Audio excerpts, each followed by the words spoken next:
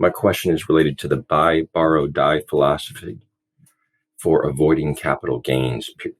Would you please comment on this? Thanks for all that you do. Appreciate you. All right, good question, Dominic. Well, let me explain how this works. It got a little bit of press in the last year, I think, because some media outlets picked up the fact that some very wealthy people do this.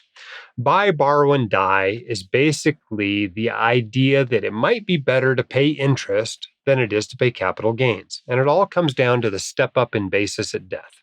When you die, your heirs get a new basis. Now, basis is what you pay for an investment.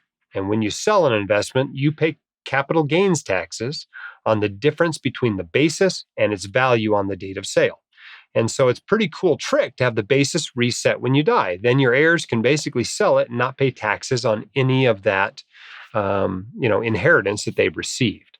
And so the idea is you don't want to realize capital gains on your deathbed because they're going to go away as soon as you die. So that's buy, borrow, and die. If you need money before you die, then you borrow against your assets. You borrow against your home, borrow against your taxable portfolio, borrow against your real estate, whatever, rather than selling them and paying capital gains taxes. The problem is, if you still have many years until you die, you may be better off realizing the capital gains, right? Because that interest adds up over time.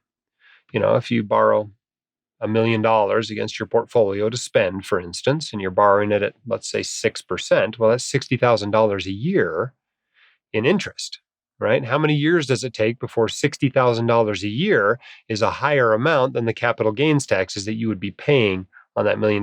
Maybe if your basis on that million is $300,000, then you have $700,000 in capital gains. Multiply that by maybe 20%, that's $140,000 in capital gains. If you pay 3 years of interest, you're paying more in interest than you would be in capital gains taxes. So this is a great strategy if you can borrow at very low interest rates.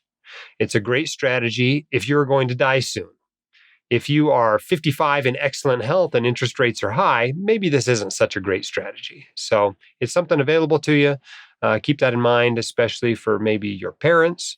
If they are not in awesome health and are needing additional money, maybe the way to get it is to borrow rather than to sell an asset.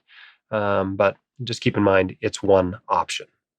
If you want your questions answered by the White Coat Investor, record your question at whitecoatinvestor.com/YQA or click the link in the description. The hosts of the White Coat Investor podcast are not licensed accountants, attorneys, or financial advisors. This podcast is free entertainment and information only. It should not be considered professional or personalized financial advice. You should consult the appropriate professional for specific advice relating to your situation.